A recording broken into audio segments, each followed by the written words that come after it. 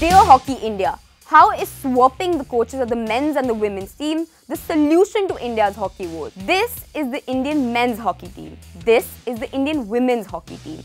This is their coach Shod Marinier.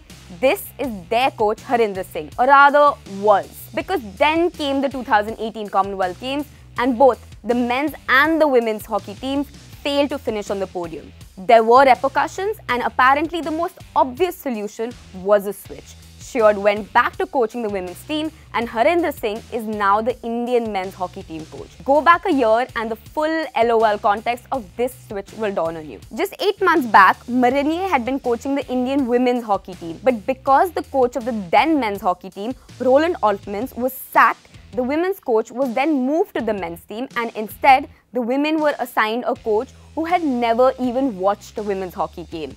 Guess who that was? Yep, right. That was Harindra Singh. I said LOL, but the musical chairs being played with the coaches of Indian hockey is not even remotely funny because this isn't a one-off. The trigger-happy Hockey India seems to have just one solution to a poor show by the team: sack the coach. Or something new that they've started: swap the coach. Here's a brief history. Before Harindra and Marinier was Roland Altmans, who started his stint as India coach in August 2015 when his predecessor was, well, sacked. Altmans was already with the Indian team as a high-performance manager and Hockey India decided he needed a change in profile. As sudden as his promotion was, Altmans managed to lift the team to new heights quite well. There were many highs, but all it took was 2 bad outings and some complaints by the senior members, and Hockey India decided the Olympic gold-winning coach with 3 decades of experience was no more a fit for them. The position was open, candidates were invited, but why bother? There was another Dutchman on Hockey India's payrolls, and so Marinier bid farewell to the women's team he had been working with for 8 months and moved to the men's camp. And in Marinier's place, the World Cup winning junior team coach Harindra Singh was appointed as the women's high-performance specialist. Harindra Singh, who had not only never coached a women's side, but conceded to have never watched a women's hockey match ever. Soon after this change, both teams had successful campaigns at the Asia Cup. The men ended a 10-year wait for the gold, while the women ended a 13-year jinx. The men's team under Marinier went on to win a bronze at the Hockey World League final after defeating Germany.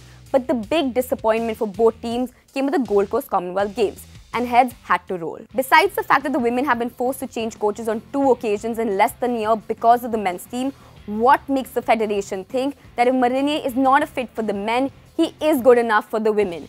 And if Marinier is a fit with the women's team, why was he moved to the men's team in the first place? In fact, Marinier has always advocated a player-driven coaching style where the team members are involved in all the decisions and are thus responsible for their outcomes. The federation was well aware of this and also knew that it's something that the Indian players are not used to.